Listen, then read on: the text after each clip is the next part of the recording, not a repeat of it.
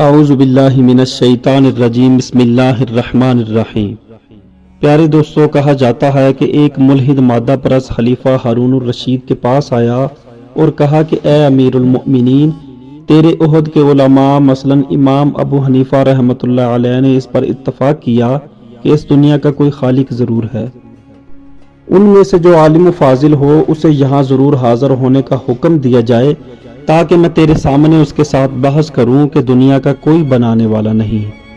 ہارون الرشید نے امام ابو حنیفہ رحمۃ اللہ علیہ کے پاس پیغام بھیجا اور کہا کہ اے تمام مسلمانوں کے امام، آپ کو مطلع کیا جاتا ہے کہ ہمارے ہاں ایک مادہ پرست آیا ہوا ہے اور وہ دعویٰ کرتا ہے کہ دنیا کا کوئی بنانے والا نہیں، اور وہ آپ کو مناظرے کی دعوت دیتا ہے۔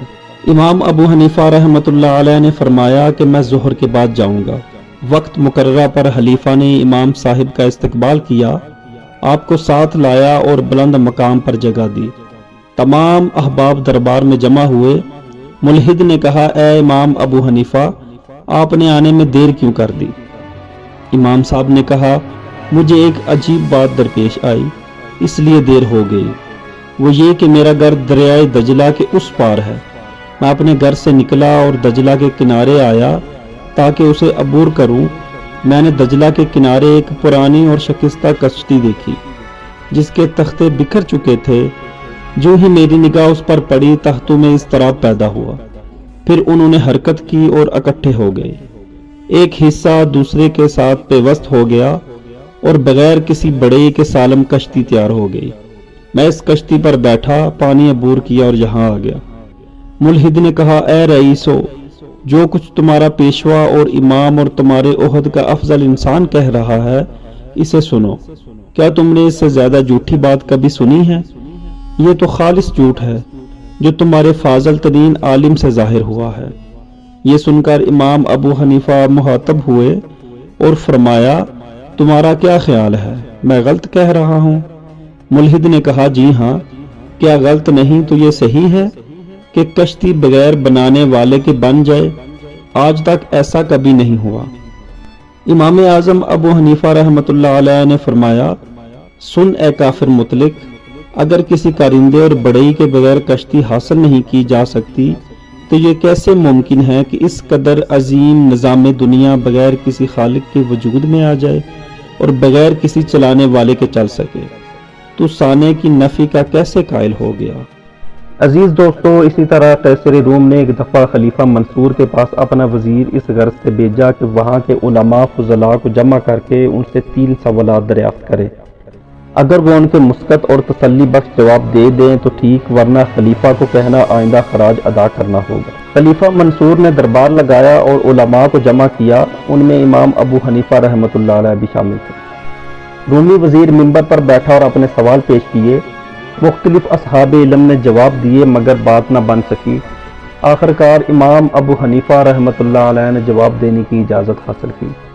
امام ابو حنیفہ رحمۃ اللہ علیہ نے رومی وزیر سے، تم اس وقت سائل کی حیثیت میں ہو اور میں مجیب یعنی جواب دینے والا، پس منبر پر بیٹھنا سائل کا نہیں بلکہ مجیب کا منصب ہے۔ خلیفہ نے کہا، ہاں یہ بات بہت درست ہے۔ اس پر رومی وزیر منبر سے اتر آیا اور امام ابو حنیفہ رحمۃ اللہ علیہ اس جگہ اطمینان سے بیٹھ گئے۔ اس ڈرامائی صورت واقعہ سے مجلس کا ماحول تبدیل ہو گیا۔ امام ابو حنیفہ رحمۃ اللہ علیہ رومی وزیر سے، اب اپنے سوالات پیش کرو۔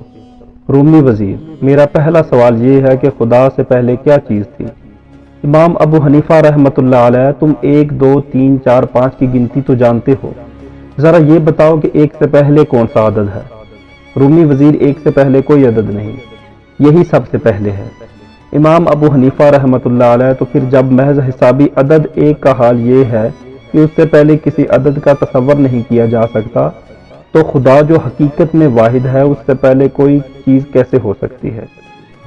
رومی وزیر، میرا دوسرا سوال یہ ہے کہ خدا کا منہ کس طرف ہے؟ امام ابو حنیفہ، پہلے یہ بتاؤ کہ چراغ کی روشنی کا منہ کس طرف ہے؟ رومی وزیر، چاروں طرف۔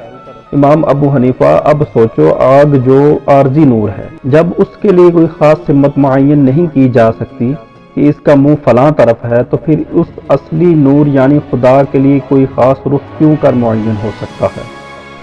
رومی وزیر: میرا تیسرا سوال یہ ہے کہ خدا اس وقت کیا کر رہا ہے؟ امام ابو حنیفہ رحمۃ اللہ علیہ: اس وقت اس نے اپنے دوسرے کاموں کے ساتھ ایک کام یہ بھی انجام دیا ہے کہ اس نے تمہیں ممبر سے اتار کر میرے سامنے کھڑا کر دیا ہے اور تمہاری جگہ مجھے ممبر پر بٹھا دیا ہے۔ رومی وزیر ساکت ہو گیا اور اس کا سر جھک گیا۔ خلیفہ منصور اور مجمع علماء حضرت امام ابو حنیفہ کی حاضر جوابی اور نکتہ رسی پر حیران رہ گئے۔